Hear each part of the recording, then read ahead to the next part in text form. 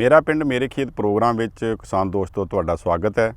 ਬਹੁਤ ਇੱਕ ਅਹਿਮ ਵਿਸ਼ੇ ਤੇ ਗੱਲਬਾਤ ਕਰਨ ਜਾ ਰਹੇ ਹਾਂ, ਸਰੋਂ ਦੀਆਂ ਬਿਮਾਰੀਆਂ ਅਤੇ ਰੋਕਥਾਮ। ਔਰ ਇਸ ਵਿਸ਼ੇ ਤੇ ਗੱਲਬਾਤ ਵਾਸਤੇ ਸਾਡੇ ਦਰਮਿਆਨ ਪਹੁੰਚੇ ਨੇ ਡਾਕਟਰ ਪ੍ਰਭਜੋਤ ਸਿੰਘ ਸੰਧੂ, ਜੋ ਪੰਜਾਬ ਐਗਰੀਕਲਚਰ ਯੂਨੀਵਰਸਿਟੀ ਲੁਧਿਆਣਾ ਵਿਖੇ ਸੇਵਾ ਨਿਭਾ ਰਹੇ ਨੇ। ਸੋ ਸੰਧੂ ਸਾਹਿਬ, ਸਾਡੇ ਪ੍ਰੋਗਰਾਮ ਵਿੱਚ ਤੁਹਾਡਾ ਸਵਾਗਤ ਹੈ। ਸਭ ਤੋਂ ਪਹਿਲਾਂ ਡਾਕਟਰ ਸਾਹਿਬ ਆਪਾਂ ਗੱਲ ਕਰਾਂਗੇ ਕਿ ਜਦੋਂ ਆਪਾਂ ਸਰੋਂ ਦੀ ਗੱਲ ਕਰਦੇ ਹਾਂ ਤੇ ਵੇਖਣ ਵਿੱਚ ਆਇਆ ਕਿ ਪੰਜਾਬ ਦੇ ਵਿੱਚ ਇਸ ਵਾਰ ਬਹੁਤ ਹੀ ਤਾਦਾਦ ਦੇ ਵਿੱਚ ਸਾਡੇ ਕਿਸਾਨ ਭਰਾਵਾਂ ਨੇ ਜਿਹੜੀ ਆ ਉਹ ਸਰੋਂ ਲਾਈ ਆ। ਔਰ ਇਹਦੇ ਬੀਜ ਵੇਲੇ ਵੀ ਕਾਫੀ ਲੋਕ ਤਤਪਰ ਹੁੰਦੇ ਰਹੇ ਆ ਵੀ ਸਾਨੂੰ ਸਰੋਂ ਦਾ ਬੀਜ ਮਿਲ ਜੇ, ਜਾਂ ਕਹ ਲਓ ਵੀ ਤੇਲ ਬੀਜ ਜਿਹੜੀਆਂ ਫਸਲਾਂ ਨੇ ਇਹਦੇ ਵੱਲ ਵਾਹਵਾ ਰੁਝਾਨ ਜਿਹੜਾ ਉਹ ਲੋਕਾਂ ਦਾ ਆਇਆ। ਇਹਦੇ ਬੀਜ ਦੀ ਜਿਹੜੀ ਕਿੱਲਤ ਵਾ ਉਹ ਫਿਰ ਤੁਸੀਂ ਪੰਜਾਬ ਦੇ ਵਿੱਚ ਕਿਵੇਂ ਪੂਰੀ ਕਰਦੇ ਹੋ? ਔਰ ਮੈਂ ਸਮਝਣਾ ਕਿ ਪੰਜਾਬ ਐਗਰੀਕਲਚਰ ਯੂਨੀਵਰਸਿਟੀ ਜਿਹੜੀ ਇਹ ਮੱਕਾ ਵਾ ਲੋਕਾਂ ਦਾ, ਸਾਡੇ ਕਿਸਾਨ ਭਰਾਵਾਂ ਦਾ, ਤੇ ਇਹਦੇ ਬਾਰੇ ਤੁਸੀਂ ਕੀ ਕਹਿਣਾ ਚਾਹੋਗੇ? ਜਿੱਦਾਂ ਤੁਸੀਂ ਐਤਕਾਂ ਗੱਲ ਕੀਤੀ ਆ ਕਿ ਪੰਜਾਬ ਦੇ ਵਿੱਚ ਸਰੋਂ ਦੀ ਬਿਜਾਈ ਜਿਹੜੀ ਆ ਉਹ ਬਹੁਤ ਜ਼ਿਆਦਾ ਹੋਈ ਆ। ਐਤਕਾਂ ਕੁਛ ਇਹ ਰੁਝਾਨ ਇਸ ਕਰਕੇ ਵਧਿਆ ਕਿ ਪਿਛਲੇ ਸਾਲ ਜਿਹੜਾ ਸਰੋਂ ਦਾ ਰੇਟ ਸੀਗਾ ਮਾਰਕੀਟ ਦੇ ਵਿੱਚ, ਉਹ ਤਕਰੀਬਨ ਜਿਹੜਾ ਇਹਦਾ ਮਿਨੀਮਮ ਸਪੋਰਟ ਪ੍ਰਾਈਸ ਆ ਉਹਦੇ ਨਾਲੋਂ ਤਕਰੀਬਨ ਡੇਢਾ ਭਾਅ ਜਿਹੜਾ ਵਾ ਉਹ ਆਮ ਮਿਲਿਆ। ਈਵਨ ਕਈ ਥਾਈਂ ਇਹ ਤੋਂ ਡਬਲ ਮਿਲਿਆ। ਤਕਰੀਬਨ 4,500 ਰੁਪਈਆ ਰੇਟ ਜਿਹੜਾ ਉਹ ਕੁਇੰਟਲ ਦਾ ਭਾਰਤ ਸਰਕਾਰ ਵੱਲੋਂ ਜਿਹੜਾ ਵਾ ਉਹ ਕੀਤਾ ਗਿਆ। ਲੇਕਿਨ ਜਿਹੜਾ ਰੇਟ ਸੀਗਾ ਬਾਜ਼ਾਰ ਦੇ ਵਿੱਚ ਮਿਲ ਰਿਹਾ ਉਹ 6,000 ਰੁਪਏ ਤੋਂ ਲੈ ਕੇ 9,000 ਰੁਪਏ ਤੱਕ ਜਿਹੜਾ ਵਾ ਸਰੋਂ ਦਾ ਭਾਅ ਮਿਲਿਆ। ਤੇ ਤੁਹਾਨੂੰ ਪਤਾ ਹੀ ਆ ਕਿ ਆਪਣੇ ਪੰਜਾਬ ਦੇ ਕਿਸਾਨ ਜਿਹੜੇ ਬੜੇ ਗਾਂਹ ਵਧੂ ਆ। ਜਦੋਂ ਕਿਸਾਨ ਵੀਰਾਂ ਨੇ ਦੇਖਿਆ ਕਿ ਐਤਕਾਂ ਕਣਕ ਨਾਲੋਂ ਜਿਹੜੇ ਆ ਇਹ ਸਰੋਂ ਦੇ ਵਿੱਚ ਚੰਗੇ ਪੈਸੇ ਜਿਹੜੇ ਬਣੇ ਆ, ਤੇ ਉਹਨਾਂ ਦਾ ਰੁਝਾਨ ਜਿਹੜਾ ਉਹ ਵੈਸੇ ਹੀ ਬਣਦਾ ਸੀਗਾ। ਇਸ ਕਰਕੇ ਐਤਕਾਂ ਦੁਕਾਨਾਂ ਦੇ ਉੱਪਰੋਂ ਵੀ ਬੀਜ ਦੀ ਜਿਹੜੀ ਆ ਉਹ ਕਿੱਲਤ ਮਹਿਸੂਸ ਹੋਈ। ਕਈ ਦੁਕਾਨਦਾਰਾਂ ਨੇ ਲੁੱਟਿਆ ਵੀ ਕਿਸਾਨ ਵੀਰਾਂ ਨੂੰ। ਜਿਹੜਾ ਪੈਕਟ ਜਿਹੜਾ 500-600 ਰੁਪਏ ਕੀਮਤ ਦਾ ਸੀ ਉਹ 1500-1500 ਰੁਪਏ ਦਾ ਪੈਕਟ ਕਿਲੋ ਦਾ ਜਿਹੜਾ ਉਹ ਵਿਕਿਆ। ਪੰਜਾਬ ਖੇਤੀਬਾੜੀ ਯੂਨੀਵਰਸਿਟੀ ਵੱਲੋਂ ਜਿਹੜੇ ਆ ਸੀਡ ਜਿਹੜੇ ਆ ਬੜੇ ਮਿਆਰੀ ਬੀਜ ਜਿਹੜੇ ਆ ਉਹ ਕਿਸਾਨ ਵੀਰਾਂ ਵਾਸਤੇ ਜਿਹੜੇ ਮੇਲੇ ਦੇ ਉੱਤੇ ਜਿਹੜੇ ਵੰਡੇ ਜਾਂਦੇ ਆ, ਸਾਡੇ ਕ੍ਰਿਸ਼ੀ ਵਿਗਿਆਨ ਕੇਂਦਰ ਆ ਉੱਥੇ ਮੁਹੱਈਆ ਕਰਾਏ ਜਾਂਦੇ ਤਾਂ ਕਿ ਆਪਣੇ ਮਤਲਬ ਜਿੱਥੇ ਉਹ ਰਹਿੰਦੇ ਉਹਦੇ ਲਾਗੋਂ ਲੈ ਸਕਣ। ਕੋਵਿਡ ਦੇ ਜਿਹੜਾ ਸਮਾਂ ਚੱਲ ਰਿਹਾ ਸੀ ਇਹਦੇ ਵਿੱਚ ਤਕਰੀਬਨ ਮੇਲੇ ਨਹੀਂ ਲਾ ਸਕੇ, ਲੇਕਿਨ ਸਾਰੇ ਬੀਜ ਜਿਹੜੇ ਕ੍ਰਿਸ਼ੀ ਵਿਗਿਆਨ ਕੇਂਦਰਾਂ ਤੇ ਖੇਤਰੀ ਖੋਜ ਕੇਂਦਰਾਂ ਦੇ ਉੱਤੇ ਪਹੁੰਚਾਏ ਗਏ। ਲੇਕਿਨ ਫਿਰ ਵੀ ਐਤਕਾਂ ਡਿਮਾਂਡ ਇੰਨੀ ਜ਼ਿਆਦਾ ਸੀ ਕਿ ਬੀਜ ਜਿਹੜਾ ਵਾ ਉਹ ਕਿਸਾਨ ਵੀਰਾਂ ਨੂੰ ਕਈ ਕਿਸਾਨ ਵੀਰਾਂ ਨੂੰ ਨਹੀਂ ਮਿਲਿਆ। ਉਹ ਸਾਡੇ ਨਾਲ ਰਾਬਤਾ ਕਰਦੇ ਰਹੇ। ਫਿਰ ਅਸੀਂ ਆਪਣੇ ਜਿਹੜੇ ਕੁਝ ਇੱਥੇ ਸਾਂਭ ਕੇ ਬੀਜ ਰੱਖਿਆ ਹੁੰਦਾ ਵਾ ਉਹਨਾਂ ਦੇ ਵਿੱਚੋਂ ਵੀ ਕਿਸਾਨ ਵੀਰਾਂ ਦੀ ਜਿਹੜੀ ਪੂਰਤੀ ਕੀਤੀ। ਤਾਂ ਵਾਕਿਆ ਹੀ ਬੜੀ ਇਸ ਵਾਰ ਜਿਹੜੀ ਉਹ ਡਿਮਾਂਡ ਜ਼ਿਆਦਾ ਆ। ਸੋ ਵਾਕਿਆ ਹੀ ਸੰਧੂ ਸਾਹਿਬ ਬੜੀ ਖੁਸ਼ੀ ਦੀ ਗੱਲ ਆ ਔਰ ਤੁਹਾਨੂੰ ਵਧਾਈ ਦੀ ਗੱਲ ਵੀ ਆ ਕਿ ਪੰਜਾਬ ਦੇ ਵਿੱਚ ਤੇਲ ਬੀਜ ਫਸਲਾਂ ਜਿਹਦੇ ਵਿੱਚ ਵਿਸ਼ੇਸ਼ ਤੌਰ 'ਤੇ ਸਰੋਂ ਆ, ਉਹਦੇ ਅੱਗੇ ਏਰੀਆ ਜਿਹੜਾ ਉਹ ਆਪਣਾ ਵੱਧ ਰਿਹਾ। ਸੋ ਡਾਕਟਰ ਸਾਹਿਬ, ਮੈਨੂੰ ਲੱਗਦਾ ਕਿ ਅੱਗੇ ਤੋਂ ਤੁਹਾਨੂੰ ਬੀਜ ਵੀ ਕਾਫੀ ਬਣਾਉਣਾ ਪਿਆ ਕਰੂਗਾ ਔਰ ਸਾਡੇ ਕ੍ਰਿਸ਼ੀ ਵਿਗਿਆਨ ਕੇਂਦਰਾਂ ਰਾਹੀਂ ਕਿਸਾਨਾਂ ਤੱਕ ਪਹੁੰਚਾਉਣਾ ਪਊਗਾ। ਸੋ ਡਾਕਟਰ ਸਾਹਿਬ, ਗੱਲ ਇਹ ਆ ਕਿ ਇਹਦੀ ਮਹੱਤਤਾ ਵੀ ਆਪਣੇ ਜੀਵਨ ਦੇ ਵਿੱਚ ਬਹੁਤ ਜ਼ਿਆਦਾ, ਕਿਉਂਕਿ ਜਦੋਂ ਵੀ ਕੋਈ ਸੁਆਣੀ ਰਸੋਈ 'ਚ ਵੜਦੀ ਆ ਤੇ ਤੇਲ ਵੱਲ ਤੇ ਝਾਕਦੀ ਆ ਨਾ। ਤੇ ਸੋ ਇਹਦੇ ਬਾਰੇ ਥੋੜ੍ਹਾ ਜਿਹਾ ਸਾਨੂੰ ਡਿਟੇਲ ਦੇ ਵਿੱਚ ਦੱਸ ਦਿਓ ਕਿ ਤੇਲ ਬੀਜ ਫਸਲਾਂ ਜਾਂ ਤੇਲਾਂ ਦੀ ਸਾਡੇ ਜੀਵਨ ਦੇ ਵਿੱਚ ਕੀ ਮਹੱਤਤਾ ਹੈ? ਰਿਆੜ ਸਾਹਿਬ, ਜਿਹੜੀ ਤੇਲਾਂ ਦੀ ਮਹੱਤਤਾ ਵਾ, ਜਿੱਦਾਂ ਤੁਸੀਂ ਆਪ ਹੀ ਗੱਲ ਕੀਤੀ ਕਿ ਰਸੋਈ 'ਚ ਜਦੋਂ ਵੜੀ ਦਾ ਕੋਈ ਸਬਜ਼ੀ ਦਾਲ ਬਣਾਉਣੀ ਹੋਵੇ ਤੇ ਘਰ ਦਾ ਘਿਓ ਤੇ ਦੂਜੇ ਥਾਂ ਤੇ ਜਿਹੜਾ ਵਾ ਆਪਣਾ ਸਰੋਂ ਦਾ ਤੇਲ, ਕਿਉਂਕਿ ਆਮ ਕਰਕੇ ਆਪਾਂ ਸਰੋਂ ਰਵਾਇਤੀ ਫਸਲ ਆ ਸਾਡੀ, ਤੇ ਸਰੋਂ ਦਾ ਤੇਲ ਵਰਤਦੇ ਆ। ਮੈਂ ਤਾਂ ਆਨਾ ਹੈ ਕਿ ਸਾਡੇ ਹੋਰ ਵੀ ਕਈ ਚੀਜ਼ਾਂ 'ਚ ਜੁੜਿਆ ਵਾ। ਜਦੋਂ ਕੋਈ ਅਸੀਂ ਨਵੀਂ ਚੀਜ਼ ਸ਼ੁਰੂਆਤ ਕਰਦੇ ਹਾਂ ਜਾਂ ਕੋਈ ਸੁਭਾਗਾ ਸਮਾਂ ਆਉਂਦਾ ਤਾਂ ਤੇਲ ਚੋ ਕੇ ਉਹਦਾ ਜਿਹੜਾ ਵਾ ਆਪਾਂ ਕਰਦੇ ਹਾਂ ਸਵਾਗਤ। ਜਿੱਥੋਂ ਤੱਕ ਇਹ ਸਾਡੇ ਸਰੀਰ ਦੇ ਨਾਲ ਸੰਬੰਧ ਆ, ਤੇਲ ਜਿਹੜਾ ਵਾ ਇਹ ਬੇਸਿਕਲੀ ਇਹ ਫੈਟਸ ਨੇ। ਜਿੱਦਾਂ ਸਾਨੂੰ ਇੱਕ ਮਸ਼ੀਨਰੀ ਨੂੰ ਤੇਲ ਦੀ, ਪੈਟਰੋਲ ਦੀ, ਡੀਜ਼ਲ ਦੀ ਲੋੜ ਪੈਂਦੀ ਇੰਜਨ ਚਲਾਉਣ ਵਾਸਤੇ, ਜਿਹੜਾ ਮਨੁੱਖੀ ਇੰਜਨ ਆ ਸਰੀਰ ਸਾਡਾ, ਇਹਨੂੰ ਜਦੋਂ ਕੰਮ ਕਰਨਾ ਵਾ ਸਾਡੇ ਐਨਰਜੀ ਵਾਸਤੇ ਜਿਹੜੀ ਅਸੀਂ ਰੋਟੀ ਭੋਜਨ ਖਾਂਦੇ ਹਾਂ। ਲੇਕਿਨ ਅਸੀਂ ਜਿੰਦਾ ਜਿਹੜੇ ਸਾਡੇ ਕੁਝ ਵਾਈਟਲ ਆਰਗਨ ਨੇ ਜਿਨ੍ਹਾਂ ਦੇ ਵਿੱਚ ਸਾਡਾ ਦਿਮਾਗ ਆ ਪਰਮਾਤਮਾ ਨੇ ਦਿੱਤਾ ਸਾਨੂੰ, ਸਾਰੇ ਜੀਆ ਜੰਤ ਤੋਂ ਜਿਹੜਾ ਸਾਨੂੰ ਅਸੀਂ ਉੱਪਰ ਆਏ ਆਪਣੇ ਦਿਮਾਗ ਕਰਕੇ। ਸਾਡੇ ਜਿਹੜੇ ਵਾਈਟਲ ਆਰਗਨਸ ਆ ਜਿਹੜੇ ਉਹਨਾਂ ਨੂੰ ਚੱਲਦਾ ਰੱਖਣ ਵਾਸਤੇ, ਉਹਨਾਂ ਨੂੰ એનર્ਜੀ ਪ੍ਰੋਵਾਈਡ ਕਰਨ ਵਾਸਤੇ ਜਿਹੜਾ ਵਾ ਸਿਰਫ ਤੇ ਸਿਰਫ ਫੈਟਸ ਜਿਹੜੀਆਂ ਨੇ, ਤੇਲ ਨੇ, ਉਹ ਜਿਹੜੇ ਆ ਜ਼ਰੂਰੀ ਨੇ। ਸੋ ਤੇਲਾਂ ਦੀ ਇੱਕ ਮਿਕਦਾਰ ਜਿਹੜੀ ਆ ਸਾਨੂੰ ਆਪਣੇ ਜੀਵਨ ਦੇ ਵਿੱਚ ਜਿਹੜੀ ਉਹ ਹਰ ਸਮੇਂ ਲੈਂਦੇ ਰਹਿਣਾ ਚਾਹੀਦਾ ਵਾ, ਤਾਂ ਕਿ ਸਾਡੇ ਇਹ ਆਰਗਨ ਜਿਹੜੇ ਆ ਇਹ ਚੱਲਦੇ ਰਹਿਣ ਤੇ ਇਹਨਾਂ ਦੀ ਪੂਰਤੀ ਜਿਹੜੀ ਆ ਉਹ ਹੁੰਦੀ ਰਹੇ। ਆਪਣੇ ਸੁੱਖ ਦੁੱਖ ਦੇ ਵਿੱਚ ਤੇਲ ਜਿਹੜਾ ਉਹ ਨਾਲ ਹੀ ਰਹਿੰਦਾ ਵਾ। ਤੇ ਮੈਂ ਤਾਂ ਦੇਖਿਆ ਵਾ ਆ ਜਦੋਂ ਹੁਣ ਵੇਖੋ ਠੰਡਾਂ ਸ਼ੁਰੂ ਹੋ ਗਈਆਂ ਔਰ ਇਹਦੇ ਵਿੱਚ ਆਮ ਹੀ ਲੋਕ ਜਿਹੜੇ ਆ ਉਹ ਤੇਲ ਦੀ ਮਾਲਿਸ਼ ਡੇ ਹੁੰਦੇ ਆ ਕਰਨ। ਮੈਂ ਕਹਿੰਦਾ ਵੀ ਇਹਦੀ ਮਹੱਤਤਾ ਜਿਹੜੀ ਆ ਇਹਨੂੰ ਜਾਣਨ ਦੀ ਵੀ ਬਹੁਤ ਜ਼ਿਆਦਾ ਸਖਤ ਜ਼ਰੂਰਤ ਆ। ਇਹਦੇ ਬਾਰੇ ਮੈਂ ਦੱਸ ਦਿੰਦਾ ਕਿ ਤੇਲ ਦੀ ਮਾਲਿਸ਼ ਕਿਉਂ ਕਰਦੇ ਆ, ਕਿਉਂਕਿ ਆਮ ਕਰਕੇ ਜਦੋਂ ਪਹਿਲਾਂ ਸੱਟ ਵੀ ਲੱਗਦੀ ਸੀ ਤੇਲ ਲਾਉਂਦੇ ਸੀ, ਕੋਈ ਫੋੜਾ ਫਿੰਸੀ ਨਿਕਲ ਆਇਆ ਤੇਲ ਲਾ ਲਿਆ। ਮਾਲਿਸ਼ ਆਪਾਂ ਐਤਵਾਰ ਨੂੰ ਨਹਾਉਣ ਤੋਂ ਪਹਿਲਾਂ ਤਕਰੀਬਨ ਆਮ ਘਰਾਂ 'ਚ ਕਰਦੇ, ਛੋਟੇ ਬੱਚਿਆਂ ਦੀ ਕਰਦੇ ਆ। ਉਹ 'ਚ ਇਹ ਆ ਕਿ ਤੇਲ ਜਿਹੜਾ ਸਰੋਂ ਦਾ ਤੇਲ ਆ ਖਾਸ ਕਰਕੇ ਇਹਦੇ ਵਿੱਚ ਜਿਹੜਾ ਸਲਫਰ ਤੱਤ ਆ, ਤੇ ਸਲਫਰ ਤੱਤ ਜਿਹੜਾ ਵਾ ਇਹ ਆਪਾਂ ਸਾਰੇ ਜਾਣਦੇ ਆ ਕਿ ਇਹ ਜਿਹੜੀਆਂ ਫੰਗਲ ਉੱਲੀ ਵਾਲੀਆਂ ਜਿਹੜੀਆਂ ਬਿਮਾਰੀਆਂ, ਚਾਹੇ ਉਹ ਆਪਣੇ ਸਰੀਰ ਦੀਆਂ ਬਿਮਾਰੀਆਂ ਨੇ, ਚਾਹੇ ਫਸਲਾਂ ਦੀਆਂ ਬਿਮਾਰੀਆਂ ਨੇ, ਸਲਫਰ ਤੱਤ ਜਿਹੜਾ ਇਹਨਾਂ ਬਿਮਾਰੀਆਂ ਨੂੰ, ਇਹਨਾਂ ਰੋਗਾਣੂਆਂ ਨੂੰ ਰੋਕਣ ਦਾ ਕੰਮ ਕਰਦਾ। ਸੋ ਜਦੋਂ ਅਸੀਂ ਮਾਲਿਸ਼ ਕਰਦੇ ਹਾਂ ਸਾਨੂੰ ਸਕਿਨ ਦੀਆਂ ਜਿਹੜੀਆਂ ਬਿਮਾਰੀਆਂ ਨੇ, ਸਾਡੀ ਚਮੜੀ ਦੇ ਰੋਗ ਆ, ਉਹ ਜਿਹੜੇ ਉਹ ਨਹੀਂ ਲੱਗਦੇ। ਇਹ ਤਾਂ ਫਿਰ ਸਾਡੇ ਸਾਰੇ ਹੀ ਕਿਸਾਨ ਭਰਾਵਾਂ ਨੂੰ ਜਿਨ੍ਹਾਂ ਨੇ ਨਹੀਂ ਵੀ ਇਸ ਵਾਰ ਲਾਈ, ਥੋੜ੍ਹੀ ਤਾਂ ਫਿਰ ਲਾਉਣੀ ਹੀ ਚਾਹੀਦੀ ਆ, ਕਿਉਂਕਿ ਇਹਦੇ ਫਾਇਦੇ ਹੀ ਫਾਇਦੇ ਨੇ। ਸੋ ਡਾਕਟਰ ਸਾਹਿਬ, ਪਰ ਗੱਲ ਆਉਂਦੀ ਆ ਕਿ ਇੱਕ ਬੜਾ ਸਾਡੇ ਕਿਸਾਨ ਭਰਾਵਾਂ ਦੇ ਵਿੱਚ ਜਾਂ ਆਮ ਸਾਡੇ ਦਰਸ਼ਕ ਜਿਹੜੇ ਸੁਣ ਰਹੇ ਨੇ ਉਹਨਾਂ ਦੇ ਵਿੱਚ ਵੀ ਇੱਕ ਰੁਝਾਨ ਵੇਖੋ, ਕਈ ਵਾਰ ਕੋਈ ਮਾੜਾ ਤੇਲ, ਕੋਈ ਚੰਗਾ ਤੇਲ, ਕੋਈ ਸਰੋਂ ਦਾ ਤੇਲ, ਅੱਛਾ ਕਈ ਵਿੱਚ ਗੱਲਾਂ ਆ ਜਾਂਦੀਆਂ ਵਾ ਜੀ ਇੱਕ ਕਨੋਲਾ ਦਾ ਤੇਲ। ਤੇ ਕਨੋਲਾ ਜਿਹੜਾ ਵਾ, ਹੁਣ ਇਹਨਾਂ ਸਾਰਿਆਂ ਦੇ ਵਿੱਚ ਤੇਲ ਦੀ ਜਦੋਂ ਗੱਲ ਕਰਦੇ ਆ ਤਾਂ ਕੀ ਫਰਕ, ਇਹਨਾਂ 'ਚ ਫਰਕ ਕੀ ਆ? ਕਿਉਂਕਿ ਇੱਕ ਆਮ ਨਾਗਰਿਕ ਨੂੰ, ਆਮ ਦਰਸ਼ਕ ਨੂੰ ਇਹ ਪਤਾ ਲੱਗ ਸਕੇ ਕਿ ਮੈਂ ਕਿਹੜਾ ਤੇਲ ਜਿਹੜਾ ਵਾ ਉਹ ਲੈਣਾ ਔਰ ਕਿਹੜਾ ਤੇਲ ਆਪਣੀ ਰਸੋਈ 'ਚ ਵਰਤਣਾ। ਚੰਗਾ ਤੇਲ ਜਿਹੜਾ ਸਾਡੀ ਸਿਹਤ ਵਾਸਤੇ ਚੰਗਾ, ਉਹ ਚੰਗਾ ਤੇਲ ਆ। ਜਿਹੜਾ ਮਾੜਾ ਤੇਲ ਉਹ ਵਾ ਕਿ ਕਈ ਵਾਰੀ ਬਾਜ਼ਾਰ ਦੇ ਵਿੱਚ ਮਾੜੇ ਜਿਹੜੇ ਤੇਲ ਉਪਲਬਧ ਹੁੰਦੇ, ਕਿਉਂਕਿ ਉਹਨਾਂ ਦੇ ਵਿੱਚ ਕਈ ਬੂਟੀਆਂ ਇਹੋ ਜਿਹੀਆਂ ਵਾ ਜਿਨ੍ਹਾਂ 'ਚੋਂ ਤੇਲ ਨਿਕਲਦਾ। ਉਹ ਤੇਲ ਦੀ ਮਿਕਸਿੰਗ ਕੀਤੀ ਜਾਂਦੀ ਆ, ਜਿਹੜਾ ਸਰੋਂ ਦੇ ਤੇਲ ਦੇ ਵਿੱਚ ਮਿਕਸ ਕਰਕੇ ਵੇਚਿਆ ਜਾਂਦਾ ਜਾਂ ਬਲੈਂਡਿੰਗ ਕਰਕੇ ਵੇਚਿਆ ਜਾਂਦਾ, ਜਿਹਦੇ ਨਾਲ ਉਹਦੀ ਜਿਹੜੀ ਗੁਣਵੱਤਾ ਵਾ ਉਹਦੇ 'ਤੇ ਫਰਕ ਆਉਂਦਾ। ਉਹਨੂੰ ਅਸੀਂ ਮਾੜਾ ਤੇਲ ਕਹਿ ਦਿੰਦੇ ਹਾਂ। ਤੇ ਚੰਗੇ ਤੇਲਾਂ ਦੇ ਵਿੱਚ ਜਿਹੜਾ ਕਨੋਲਾ ਵਾ ਉਹ ਜਿਹੜਾ ਸਭ ਤੋਂ ਬਿਹਤਰ ਤੇਲ ਆ। ਮੈਂ ਕਹੂੰਗਾ ਕਿ ਜਿਹੜਾ ਜੈਤੂਨ ਦਾ ਤੇਲ ਆ, ਜਿਹਨੂੰ ਓਲਿਵ ਆਇਲ ਕਹਿੰਦੇ ਆ, ਇਹ ਤਕਰੀਬਨ ਉਹਦੇ ਨੇੜੇ ਤੇੜੇ ਇਹਦੀ ਜਿਹੜੀ ਗੁਣਵੱਤਾ ਵਾ। ਕਨੋਲਾ ਇੱਕ ਕੁਆਲਿਟੀ ਆ, ਕਨੋਲਾ ਕਿਸਮ ਨਹੀਂ ਗੀ। ਕਨੋਲਾ ਕਿਸਮਾਂ ਮਤਲਬ PAU ਨੇ ਪੈਦਾ ਕੀਤੀਆਂ, ਲੇਕਿਨ ਕਨੋਲਾ ਇੱਕ ਕੁਆਲਿਟੀ ਦਾ ਨਾਮ ਆ। ਉਹ ਤੇਲ ਜਿਨ੍ਹਾਂ ਦੇ ਵਿੱਚ ਅਰੂਸਕ ਐਸਿਡ ਜਿਹੜਾ ਵਾ ਉਹ 2% ਤੋਂ ਘੱਟ ਹੋਵੇ, ਤੇ ਇੱਕ ਗਲੂਕੋਸਿਨੋਲੇ ਤੇ ਹੁੰਦੇ ਆ, ਤੱਤ ਹੁੰਦੇ ਨੇ, ਉਹ 30 ਮਾਈਕਰੋਮੋਲ ਜਿਹੜੇ ਆ ਉਤੋਂ ਜਿਹੜੇ ਉਹ ਘੱਟ ਹੋਣ ਉਹਦੀ ਖਲ ਦੇ ਵਿੱਚ, ਉਹਨਾਂ ਤੇਲਾਂ ਨੂੰ ਅਸੀਂ ਕਨੋਲਾ ਕਹਿੰਦੇ ਆ। ਸਾਡੀ ਸਿਹਤ ਦੇ ਉੱਤੇ ਕਿਵੇਂ ਚੰਗੇ ਅਸਰ ਕਰਦੇ ਆ ਕਿ ਜਿੱਦਾਂ ਆਪਾਂ ਕੋਲੈਸਟਰੋਲ ਦੀ ਗੱਲ ਕਰਦੇ ਆ, ਸਾਡੀਆਂ ਧਮਨੀਆਂ ਜਿਹੜੀਆਂ ਵਾ, ਨਾੜਾਂ ਵਾ, ਉਹਨਾਂ ਦੇ ਵਿੱਚ ਕੋਲੈਸਟਰੋਲ ਜਿਹੜਾ ਹੋ ਜਾਂਦਾ, ਜੰਮ ਜਾਂਦਾ ਵਾ, ਸਾਨੂੰ ਸਾਹ ਦੀ ਬਿਮਾਰੀ ਹੋ ਜਾਂਦੀ ਆ, ਹਾਰਟ ਅਟੈਕ ਤੱਕ ਹੁੰਦੇ ਆ। ਇਹ ਜਿਹੜਾ ਕਨੋਲਾ ਆਇਲ ਆ, ਇਹਨਾਂ ਦੇ ਵਿੱਚ ਇਹ ਚੀਜ਼ਾਂ ਜਿਹੜੀਆਂ ਘੱਟ ਹੋਣ ਕਰਕੇ ਅਸੀਂ ਇਹਨਾਂ ਚੀਜ਼ਾਂ ਤੋਂ ਬਚੇ ਰਹਿੰਦੇ ਆ। ਸਾਡੇ ਸਰੀਰ ਵਾਸਤੇ ਹੈਲਦੀ ਆਇਲ ਇਹਨਾਂ ਨੂੰ ਕਹਿ ਦਿੰਦੇ ਆ। ਤੇ ਸੋ ਇਹ ਆ ਫਰਕ ਇਹਨਾਂ ਚੰਗੇ ਤੇ ਮਾੜੇ ਤੇਲਾਂ ਦੇ ਵਿੱਚ। PAU ਨੇ ਕਈ ਕਿਸਮਾਂ ਜਿਹੜੀਆਂ ਵਾ ਕਨੋਲਾ ਕਿਸਮਾਂ ਦਿੱਤੀਆਂ ਨੇ, ਜਿਨ੍ਹਾਂ 'ਚ ਗੋਭੀ ਸਰੋਂ GSC 5 ਸੀ, 6, 7 ਨੂੰ ਤਾਂ ਵੰਡਰ ਵੈਰਾਈਟੀ ਦੇ ਨਾਂ ਨਾਲ ਅੱਜ ਦੀ ਡੇਟ 'ਚ ਪੰਜਾਬ ਦੇ ਵਿੱਚ ਜਾਣਦੇ ਆ। ਬਹੁਤ ਜ਼ਿਆਦਾ ਝਾੜ ਆ, ਈਵਨ ਹਾਈਬ੍ਰਿਡਾਂ ਤੋਂ ਜ਼ਿਆਦਾ। PAU ਨੇ ਹਾਈਬ੍ਰਿਡ ਕਿਸਮਾਂ ਵੀ ਜਿਹੜੀਆਂ ਵਾ ਗੋਭੀ ਸਰੋਂ ਦੇ ਵਿੱਚ ਦਿੱਤੀਆਂ ਵਾ, ਜਿਹਦੇ ਵਿੱਚ PGSH 1707। ਇਸੇ ਤਰ੍ਹਾਂ ਰਾਇਆ ਦੇ ਵਿੱਚ, ਕਿਉਂਕਿ ਜਿਹੜੇ ਦੱਖਣ ਪੱਛਮੀ ਜ਼ਿਲ੍ਹੇ ਆ ਜਿੱਥੇ ਗੋਭੀ ਸਰੋਂ ਦੀ ਕਾਸ਼ਤ ਜਿਹੜੀ ਨਹੀਂ ਹੁੰਦੀ, ਉੱਥੇ RLC 3 ਆ ਤੇ ਫਿਰ RCH 1 ਆ। ਇਹ ਕਨੋਲਾ ਕਿਸਮਾਂ ਦੇ ਜਿਹੜੇ ਆ ਇਹ ਵੈਰਾਈਟੀਆਂ ਤੇ ਹਾਈਬ੍ਰਿਡ ਵੀ PAU ਨੇ ਜਿਹੜੇ ਆ ਇਹ ਆਪਣੇ ਕਿਸਾਨ ਭਰਾਵਾਂ ਨੂੰ ਦਿੱਤੇ ਆ। ਸੋ ਬਹੁਤ ਵਧੀਆ ਗੱਲ ਆ ਡਾਕਟਰ ਸਾਹਿਬ, ਕਿਉਂਕਿ ਜਦੋਂ ਹੁਣ ਕਨੋਲਾ ਦੀ ਤੁਸੀਂ ਗੱਲ ਕੀਤੀ ਆ, ਬਹੁਤ ਜ਼ਿਆਦਾ ਲੋਕ ਜਿਹੜੇ ਮਾੜੇ ਤੇਲ ਵਰਤ ਕੇ ਜਾਂ ਮਾੜਾ ਘਿਓ ਵਰਤ ਕੇ ਤੇ ਉਹਨਾਂ ਨੂੰ ਹਾਰਟ ਦੀਆਂ ਜਿਹੜੀਆਂ ਬੜੀਆਂ ਪ੍ਰੋਬਲਮਾਂ ਆਉਂਦੀਆਂ ਨੇ। ਮੈਂ ਸਮਝਣਾ ਕਿ ਪੰਜਾਬ ਐਗਰੀਕਲਚਰ ਯੂਨੀਵਰਸਿਟੀ ਨੇ ਜਿਹੜਾ ਕਨੋਲਾ ਦੀਆਂ ਵੈਰਾਈਟੀਆਂ ਕੱਢ ਕੇ ਤੇ ਇੱਕ ਬਹੁਤ ਤਗੜਾ ਮਾਰਕਾ ਜਿਹੜਾ ਵਾ ਉਹ ਮਾਰਿਆ। ਸੋ ਡਾਕਟਰ ਸਾਹਿਬ, ਗੱਲ ਫੇਰ ਉੱਥੇ ਆਉਂਦੀ ਆ ਕਿ ਕਾਫੀ ਤੇਲ ਜਿਹੜਾ ਉਹ ਫੇਰ ਅਸੀਂ ਅਜੇ ਬਾਹਰੋਂ ਹੀ ਮੰਗਾਉਂਦੇ ਆ। ਮਤਲਬ ਆਪਣੇ ਪੰਜਾਬ ਦੀ ਗੱਲ ਕਰੀਏ ਜਾਂ ਭਾਰਤ ਦੀ ਗੱਲ ਕਰੀਏ ਤੇ ਸਾਡੀ ਤੇ ਜਿੰਨੀ ਪਾਪੂਲੇਸ਼ਨ ਵਾ ਉਹਦੀ ਪੂਰਤੀ ਨਹੀਂ ਹੋਣ ਰਹੀ ਇੱਥੇ।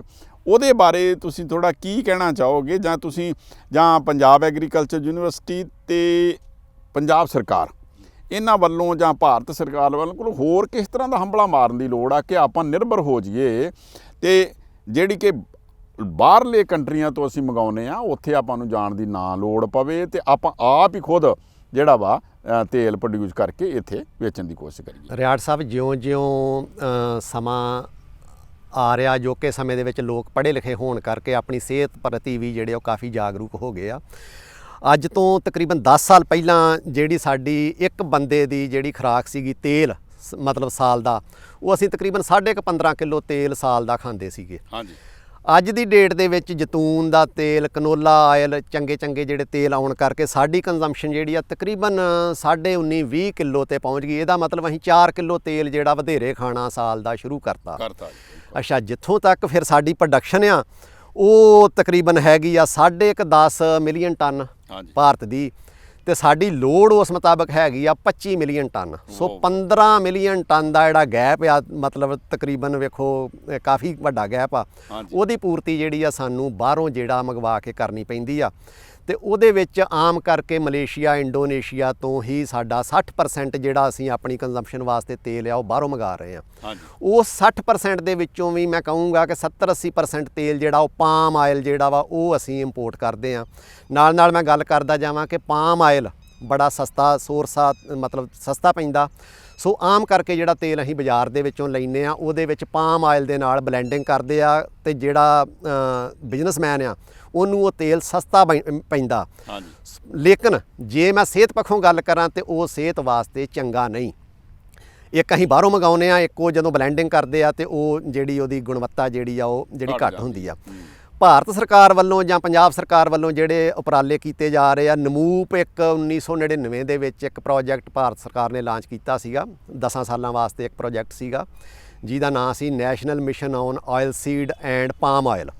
ਉਹਦੇ ਵਿੱਚ ਇਹਨਾਂ ਨੇ ਟੀਚਾ ਜਿਹੜਾ ਮਿੱਥਿਆ ਸੀਗਾ ਕਿ ਅਸੀਂ ਜਿਹੜਾ ਇਹਦੀ ਪਾਮ ਦੀ ਪ੍ਰੋਡਕਸ਼ਨ ਆ ਇਹਨੂੰ ਵਧਾਈਏ, ਤਾਂ ਕਿ ਸਾਨੂੰ ਬਾਹਰੋਂ ਜਿਹੜਾ ਸਰਮਾਇਆ ਅਸੀਂ ਲੈ ਕੇ ਲਾਉਨੇ ਆ, ਬਾਹਰ ਲੈ ਕੇ ਆਉਨੇ ਆ ਬਾਹਰੋਂ ਤੇਲ, ਉਹ ਸਾਡਾ ਜਿਹੜਾ ਸਰਮਾਇਆ ਨਾ ਜਾਵੇ ਤੇ ਸਾਨੂੰ ਤੇਲ ਜਿਹੜਾ ਇੰਪੋਰਟ ਜਿਹੜਾ ਉਹ ਨਾ ਕਰਨਾ ਪਵੇ। ਹੁਣ ਦੁਬਾਰਾ ਜਿਹੜਾ ਵਾ ਉਹ 10 ਸਾਲ ਵਾਸਤੇ ਜਿਹੜਾ ਮਿਸ਼ਨ ਦੁਬਾਰਾ ਇਹਨਾਂ ਨੇ ਕੀਤਾ ਵਾ, ਉਹ ਫਿਰ ਉਹਦੇ ਵਿੱਚ ਇਹ ਆ ਕਿ ਸਾਡਾ ਜਿਹੜਾ ਏਰੀਆ ਵਾ ਇਹਦੇ ਵਿੱਚ ਉਹ ਤਕਰੀਬਨ 3.5 ਲੱਖ ਹੈਕਟੇਅਰ ਆ, ਉਹਨੂੰ ਅਸੀਂ ਤਕਰੀਬਨ 10.5 ਲੱਖ ਹੈਕਟੇਅਰ ਦੇ ਉੱਤੇ ਲੈ ਕੇ ਜਾਣਾ। 25-26 ਤੱਕ ਇਹ ਟੀਚਾ ਮਿੱਥਿਆ ਵਾ, ਤੇ ਉਹ ਜਦੋਂ ਅਸੀਂ ਇੰਨਾ ਜਿਹੜਾ ਆਪਣਾ ਟੀਚਾ ਪੂਰਾ ਕਰ ਲਾਂਗੇ ਤਾਂ ਨਿਰਸੰਦੇਹ ਅਸੀਂ ਜਿਹੜੀ ਜਿੰਨੀ ਸਾਨੂੰ ਲੋੜ ਆ ਤੇਲ ਦੀ ਉਹ ਅਸੀਂ ਆਪਣੀ ਜਿਹੜੀ ਆ ਪੂਰਤੀ ਕਰ ਪਾਵਾਂਗੇ। ਸੋ ਪੰਜਾਬ ਐਗਰੀਕਲਚਰ ਯੂਨੀਵਰਸਿਟੀ ਲੁਧਿਆਣਾ ਹਮੇਸ਼ਾ ਤਤਪਰ ਰਹਿੰਦੀ ਹੈ ਕਿਸਾਨ ਭਰਾਵੋ ਕਿ ਅਸੀਂ ਵੱਖਰੀਆਂ ਭਾਵੇਂ ਤੇਲ ਬੀਜ ਫਸਲਾਂ ਹੋਣ ਜਾਂ ਕੋਈ ਦਾਲਾਂ ਹੋਣ ਜਾਂ ਸੀਰੀਅਲ ਕ੍ਰੌਪਸ ਹੋਣ, ਤੇ ਇਹਦੇ ਵਿੱਚ ਵੀ ਮਾਰਕਾ ਜਿਹੜਾ ਵਾ ਉਹ ਸੰਧੂ ਸਾਹਿਬ ਜਿਵੇਂ ਦੱਸ ਰਹੇ ਨੇ ਉਵੇਂ ਇਹਨਾਂ ਦਾ ਮਹਿਕਮਾ ਕਰ ਰਿਹਾ ਹੈ। ਡਾਕਟਰ ਸਾਹਿਬ, ਗੱਲ ਆਉਂਦੀ ਹੈ ਕਿ ਜਦੋਂ ਕਿਸਾਨ ਭਰਾ ਜਿਹੜੇ ਨੇ ਸਾਡੀਆਂ ਮੁੱਖ ਫਸਲਾਂ ਜਿਵੇਂ ਕਣਕ ਤੇ ਝੋਨਾ, ਉਹਨਾਂ ਦੇ ਵਿੱਚ MSP ਵੀ ਵਾਹਵਾ ਮਿਲ ਜਾਂਦੀ ਆ, ਔਰ ਉਹਦੇ ਵਿੱਚ ਮਸ਼ੀਨੀਕਰਨ ਵੀ ਕਾਫੀ ਹੋ ਗਿਆ। ਤੇ ਜੇ ਮੈਂ ਗੱਲ ਕਰਾਂ ਭਈ ਆਪਾਂ ਇੱਕ ਕਿਸਾਨ ਨੂੰ ਕਹੀਏ ਭਈ ਤੂੰ ਹੁਣ 2-3 ਏਕੜ ਜਿਹੜੇ ਆ ਉਹ ਤੇਲ ਬੀਜ ਫਸਲਾਂ ਦੇ ਲਾਉਣੇ ਸ਼ੁਰੂ ਕਰ, ਕਿਉਂਕਿ ਆਪਾਂ ਨਿਰਭਰਤਾ ਜਿਹੜੀ ਆ ਬਾਹਰਲੇ ਕੰਟਰੀਆਂ ਤੇ ਘਟਾਈਏ, ਤੇ ਕੀ ਉਹਦੇ ਪੈਸੇ ਜਿਹੜੇ ਜਦੋਂ ਗੱਲ ਕਰਾਂਗੇ ਵੀ ਉਹ ਵੇਖੋ ਜੇ ਕਣਕ ਝੋਨੇ 'ਚੋਂ ਉਹ 40-50 ਹਜ਼ਾਰ ਰੁਪਇਆ ਕਮਾਉਂਦਾ ਵਾ, ਤੇ ਕੀ ਇਹਦੇ ਵਿੱਚੋਂ ਵੀ ਉਹਦੇ ਐਟ ਪਾਰ ਜਿਹਾ ਕੋਈ ਉਹਦੇ ਨੇੜੇ ਤੇੜੇ ਇੰਨੇ ਕੁ ਪੈਸੇ ਇਹਦੇ 'ਚੋਂ ਬਚ ਸਕਦੇ ਆ? ਇਹਦੇ ਬਾਰੇ ਥੋੜ੍ਹਾ ਜਿਹਾ ਸਾਡੇ ਕਿਸਾਨ ਭਰਾਵਾਂ ਨੂੰ ਜ਼ਰੂਰ ਦੱਸ ਦਿਓ, ਕਿਉਂਕਿ ਵੈਸੇ ਤਾਂ ਜੇ ਮੈਂ ਗੱਲ ਕਰਾਂ ਤਾਂ ਜੇ ਘਰ ਦਾ ਤੇਲ ਹੀ ਜੇ ਘਰ ਦੀ ਕਹਾਣੀਆਂ ਕਢਾ ਲਈਏ ਤੇ ਉਹਦੇ ਵਰਗੀ ਗੱਲ ਹੀ ਕੋਈ ਨਹੀਂ। ਇਹਦੇ ਬਾਰੇ ਜ਼ਰੂਰ ਦੱਸ ਦਿਓ। ਮੇਜਰ ਫੈਕਟਰ ਜਿਹੜਾ ਵਾ ਉਹ ਕਣਕ ਥੱਲੇ ਤੇ ਝੋਨੇ ਥੱਲੇ ਜਿਹੜਾ ਏਰੀਆ ਉਹ ਹੈਗਾ ਮਸ਼ੀਨੀਕਰਨ। ਬਿਜਾਈ ਤੋਂ ਲੈ ਕੇ ਕਟਾਈ ਤੱਕ ਤੇ ਮੰਡੀ ਖੜਨ ਤੱਕ ਸਾਰਾ ਕੁਝ ਮਸ਼ੀਨਾਂ ਦੇ ਨਾਲ ਜਿਹੜਾ ਆਪਾਂ ਕਰ ਲੈਂਦੇ ਆ। ਦੂਸਰੀ ਗੱਲ ਹੈਗੀ ਇਕਨੋਮਿਕਸ ਦੀ, ਕੀ ਅਸੀਂ ਕਣਕ ਦੇ ਬਰਾਬਰ ਆਪਾਂ ਪੈਸੇ ਵੱਟ ਸਕਦੇ, ਕਿਉਂਕਿ ਸੇਮ ਸਮਾਂ ਵਾ ਹਾੜੀ ਦੀ ਫਸਲ ਆ, ਸਰੋਂ ਵੀ ਤੇ ਕਣਕ ਵੀ। ਉੱਥੇ ਐਤਕਾਂ ਰਕਬਾ ਕਿਉਂ ਵਧਿਆ? ਕਿਉਂਕਿ ਪਿਛਲੀ ਵਾਰੀ MSP ਤੋਂ ਡਬਲ ਜਿਹੜਾ ਰੇਟ ਮਿਲਿਆ, ਤੇ ਜੇ ਰੇਟ ਮਿਲੂਗਾ ਤੇ ਜਿਹੜਾ ਰਕਬਾ ਉਹ ਵਧੂਗਾ, ਕਿਸਾਨ ਜਾਊਗਾ। ਜੇ ਰਕਬਾ ਵਧੂਗਾ ਤੇ ਮਸ਼ੀਨਾਂ ਵੀ ਉਸੇ ਹਿਸਾਬ ਨਾਲ ਹੀ ਕਿਸਾਨਾਂ ਨੂੰ ਬਣਨਗੀਆਂ ਤੇ ਉਹ ਅਵੇਲੇਬਲ ਹੋਣਗੀਆਂ, ਮਸ਼ੀਨਰੀ ਅਵੇਲੇਬਲ ਜ਼ਰੂਰ ਹੋਊਗੀ। ਕਿਉਂਕਿ ਅਜੇ ਤੱਕ ਜਿਹੜੀ ਮਸ਼ੀਨਰੀ ਆ ਉਹ ਸਰੋਂ ਦੇ ਵਿੱਚ ਜ਼ਿਆਦਾ ਪ੍ਰਚਲਿਤ ਨਹੀਂ, ਸਿਰਫ ਥ੍ਰੈਸ਼ਿੰਗ ਕਰਨ ਵਾਸਤੇ ਅਸੀਂ ਮਸ਼ੀਨਰੀ ਵਰਤਦੇ ਹਾਂ।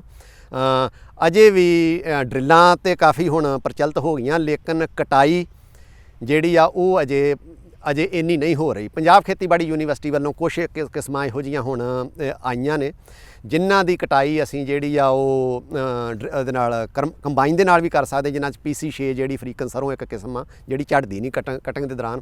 ਕੁਛ ਕਿਸਮਾਂ ਪਾਈਪਲਾਈਨ ਦੇ ਵਿੱਚ ਨੇ ਜਿਹੜੀਆਂ ਕੰਬਾਈਨ ਦੇ ਨਾਲ ਕਟਾਈ ਵੇਲੇ ਨਹੀਂ ਝੜਨਗੀਆਂ, ਲੇਕਿਨ ਉਹ ਅਜੇ ਸਮਾਂ ਲੱਗੇਗਾ ਉਹਨਾਂ ਨੂੰ ਆਉਣ ਦੇ ਵਿੱਚ। ਸੋ ਬੇਸਿਕ ਇਹੀ ਆ ਕਿ ਇਹ ਆਉਣ ਵਾਲੇ ਸਮੇਂ ਦੇ ਵਿੱਚ ਜੇ ਏਰੀਆ ਵਧੂਗਾ ਤਾਂ ਮਸ਼ੀਨਰੀ ਜਿਹੜੀ ਆ ਵਧੂਗੀ। ਇਕਨੋਮਿਕਸ ਦੀ ਗੱਲ ਕਰੀਏ ਤੇ ਭਾਰਤ ਸਰਕਾਰ ਵੱਲੋਂ ਤਕਰੀਬਨ 4,500 ਰੁਪਈਆ ਜਿਹੜਾ ਸਪੋਰਟ ਪ੍ਰਾਈਸ ਦਿੱਤਾ ਗਿਆ ਵਾ, ਤੇ ਜੇ ਇਸੇ ਤਰ੍ਹਾਂ ਹੀ ਰੁਝਾਨ ਵਧਿਆ ਰਿਹਾ, ਮਸ਼ੀਨਰੀ ਉਪਲਬਧ ਹੋਈ ਤੇ ਕਣਕ ਦੇ ਨਾਲੋਂ ਮੇਰਾ ਖਿਆਲ ਆ ਪੈਸੇ ਜ਼ਿਆਦਾ ਵਟਿਆ ਕਰਨਗੇ ਲੋਕ, ਘੱਟ ਨਹੀਂ।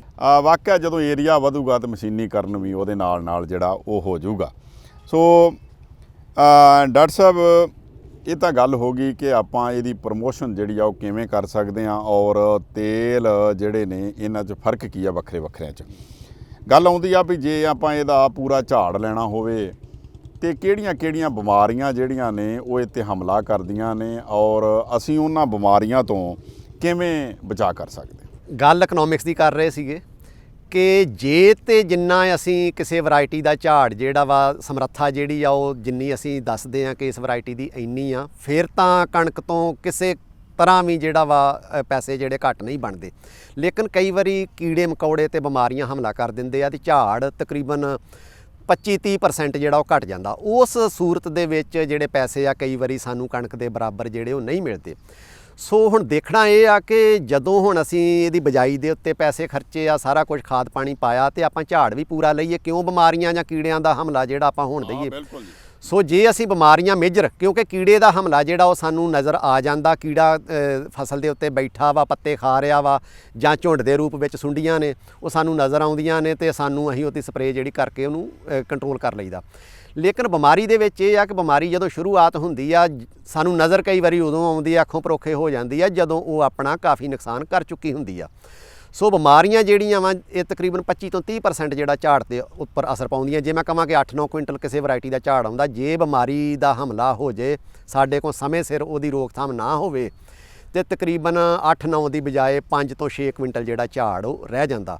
ਤੇ ਸਰੋਂ ਦੇ ਵਿੱਚ 3-4 ਬਿਮਾਰੀਆਂ ਜਿਹੜੀਆਂ ਹੈਗੀਆਂ ਨੇ ਜਿਹੜੀਆਂ ਇਹਨਾਂ ਦੇ ਉੱਤੇ ਕਾਫੀ ਅਸਰ ਪਾਉਂਦੀਆਂ, ਜਿਨ੍ਹਾਂ ਦੇ ਵਿੱਚ ਝੁਲਸ ਰੋਗ ਆ, ਜਿਹਨੂੰ ਕਾਲੇ ਧੱਬੇ ਜਾਂ ਝੁਲਸ ਰੋਗ ਕਹਿ ਦਿੰਦੇ ਆ, ਚਿੱਟੀ ਕੁੰਗੀ ਆ, ਪੀਲੇ ਧੱਬੇ ਨੇ, ਸਟੈਮ ਰੌਟ ਆ, ਇਹ ਮੁੱਖ ਬਿਮਾਰੀਆਂ ਨੇ ਜਿਹੜੀਆਂ ਝਾੜ ਦੇ ਉੱਪਰ ਅਸਰ ਪਾਉਂਦੀਆਂ ਨੇ। ਸੋ ਡਾਕਟਰ ਸਾਹਿਬ ਤੁਸੀਂ ਗੱਲ ਕੀਤੀ ਆ ਝੁਲਸ ਰੋਗ ਦੀ ਜੀ, ਇਹ ਝੁਲਸ ਰੋਗ ਦੀ ਫਿਰ ਕਿਵੇਂ ਆਪਾਂ ਪਹਿਚਾਣ ਕਰ ਸਕਦੇ ਹਾਂ ਕਿ ਇਹ ਸਾਡੀ ਫਸਲ ਨੂੰ ਝੁਲਸ ਰੋਗ ਆ ਗਿਆ ਵਾ, ਔਰ ਫਿਰ ਉਹਦਾ ਬਚਾਅ ਵਾਸਤੇ ਸਾਨੂੰ ਕੀ ਕਰਨਾ ਚਾਹੀਦਾ। ਹੁਣ ਬਿਮਾਰੀ ਆਉਂਦੀ, ਜਿਹੜਾ ਮੈਂ ਗੱਲ ਪਹਿਲਾਂ ਕੀਤੀ ਕਿ ਬਿਮਾਰੀ ਨੂੰ ਅੱਖੋਂ ਪਰੋਖੇ ਕਰ ਦਿੰਦੇ ਆ, ਉਹਦਾ ਕਾਰਨ ਇਹ ਆ ਕਿ ਕਈ ਵਾਰੀ ਕਿਸਾਨ ਵੀਰਾਂ ਨੂੰ ਉਹਦੇ ਪਛਾਣ ਚਿੰਨ੍ਹ ਜਿਹੜੇ ਉਹ ਨਹੀਂ ਪਤਾ ਹੁੰਦੇ ਕਿ ਇਹ ਬਿਮਾਰੀ ਆ ਜਾਂ ਕੀੜੇ ਦਾ ਹਮਲਾ। ਸੋ ਉਹਨਾਂ ਦੇ ਵਿੱਚ ਸਭ ਤੋਂ ਜਿਹੜੀ ਮਹੱਤਵਪੂਰਨ ਬਿਮਾਰੀ ਆ ਉਹ ਝੁਲਸ ਰੋਗ ਆ, ਕਾਲੇ ਧੱਬਿਆਂ ਦਾ ਰੋਗ। ਆਮ ਕਰਕੇ ਸਾਡੀ ਬਿਜਾਈ ਜਿਹੜੀ ਅਸੀਂ ਅਕਤੂਬਰ ਦੇ ਮਹੀਨੇ ਕਰਦੇ ਹਾਂ, ਕਈ ਵਾਰੀ ਜੇ ਥੋੜੀ ਲੇਟ ਫੇਤ ਹੋ ਜੇ ਤੇ ਅਸੀਂ 15 ਨਵੰਬਰ ਤੱਕ ਵੀ ਜਿਹੜੀ ਸਰੋਂ ਦੀ ਬਿਜਾਈ ਕਰਦੇ ਹਾਂ। ਇਹ ਸਾਰੀਆਂ ਹੀ ਬਿਮਾਰੀਆਂ ਜਿਹੜੀਆਂ 15 ਕੁ ਦਸੰਬਰ ਤੋਂ ਬਾਅਦ ਜਿਹੜੀਆਂ ਵਾ ਖੇਤ ਦੇ ਵਿੱਚ ਸਾਨੂੰ ਦਿਸਣੀਆਂ ਸ਼ੁਰੂ ਹੁੰਦੀਆਂ। ਲੇਕਿਨ 15 ਦਸੰਬਰ ਤੋਂ ਉਹਨਾਂ ਨੂੰ ਦਿਖਣਗੀਆਂ ਜਿਨ੍ਹਾਂ ਨੂੰ ਉਹਦੀਆਂ ਨਿਸ਼ਾਨੀਆਂ ਬਾਰੇ ਪਤਾ, ਜਿਹਨੂੰ ਨਹੀਂ ਕਿਸੇ ਨੂੰ ਪਤਾ ਉਹਨਾਂ ਨੂੰ ਜਨਵਰੀ ਤੱਕ ਹੋ ਸਕਦਾ ਨਾ ਦਿਸਣ। ਬਿਲਕੁਲ।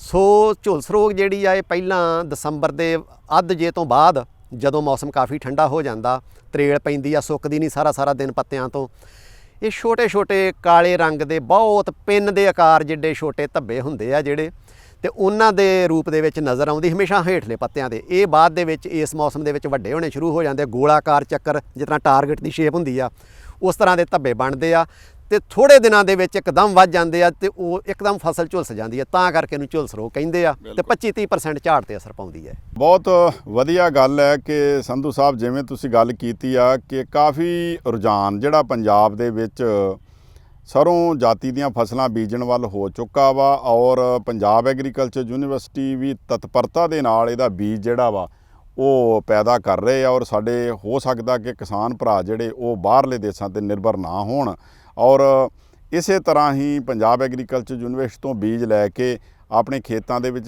ਜ਼ਿਆਦਾ ਤੋਂ ਜ਼ਿਆਦਾ ਏਰੀਏ ਦੇ ਵਿੱਚ ਸਰੋਂ ਫਸਲਾਂ ਦੀ ਜਿਹੜੀ ਉਹ ਕਾਸ਼ਤ ਕਰਨ। ਸੋ ਮੈਂ ਆਸ ਕਰਦਾ ਕਿ ਕਿਸਾਨ ਭਰਾਵੋ ਤੁਸੀਂ ਜ਼ਰੂਰ ਸਰੋਂ ਜਾਤੀ ਦੀਆਂ ਫਸਲਾਂ ਜਿਹੜੀਆਂ ਉਹ ਲਗਾ ਕੇ ਚੰਗਾ ਮੁਨਾਫਾ ਅਤੇ ਫਾਇਦਾ ਕਮਾਓਗੇ। ਸੋ ਸੰਧੂ ਸਾਹਿਬ ਸਾਡੇ ਕਿਸਾਨ ਦੋਸਤਾਂ ਨਾਲ ਗੱਲਬਾਤ ਕਰਨ ਲਈ ਤੁਹਾਡਾ ਬਹੁਤ ਬਹੁਤ ਧੰਨਵਾਦ। भारत सरकार का हर प्रयास किसानों की प्रगति को दे रहा एक नया विश्वास। देश के किसानों के प्रति समर्पित भारत सरकार विशेषकर पूर्वोत्तर राज्यों और अंडमान निकोबार के कृषि क्षेत्र के विकास के लिए नए प्रगतिशील कदम उठा रही है, जिससे वहां के किसान तेजी से तरक्की कर रहे हैं।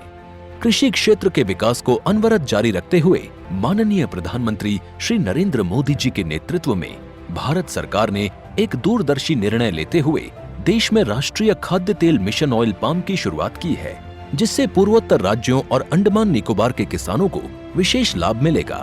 पूंजी निवेश में वृद्धि होगी, खाद्य तेल आयात पर निर्भरता कम होगी और रोजगार के अवसरों का सृजन होगा। खाने के तेल में आत्मनिर्भरता के लिए अब राष्ट्रीय खाद्य तेल मिशन ऑयल पाम का संकल्प लिया गया है।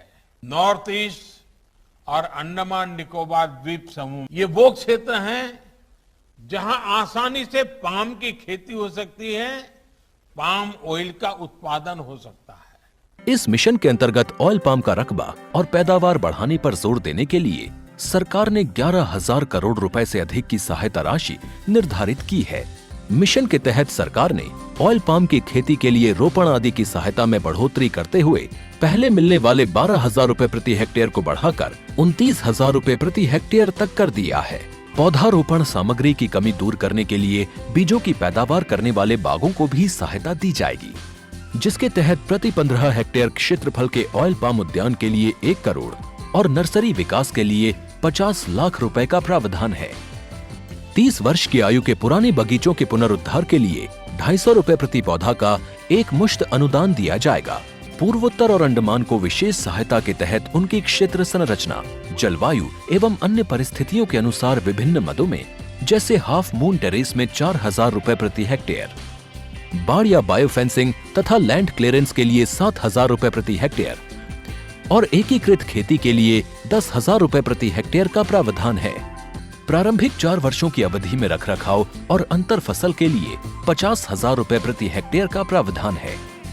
किसानों के लिए रोजगार के अवसर पैदा करने और उद्योगों को बढ़ावा देने के लिए 5 मीट्रिक टन प्रति घंटा क्षमता वाली नई पाम ऑयल मिल की हर इकाई के लिए 5 करोड़ रुपए तक के अनुदान की व्यवस्था है और क्षमता में वृद्धि होने पर अतिरिक्त धनराशि का भी विकल्प उपलब्ध है। सेंट्रल सरकार ऑयल पाम स्कीम थरन रोंदुआ ही लौनै तुतेन कन हाक ले कन छपुई गई पो कन बेसे। ऑयल पाम के किसान ताजे फलों के गुच्छे यानी FFB का उत्पादन करते हैं, जिनकी वर्तमान में कीमतें अंतर्राष्ट्रीय मूल्यों में उतार चढ़ाव के आधार पर तय होती हैं। पहली बार केंद्र सरकार ताजे फलों के गुच्छे की कीमत के लिए किसानों को आश्वासन दे रही है।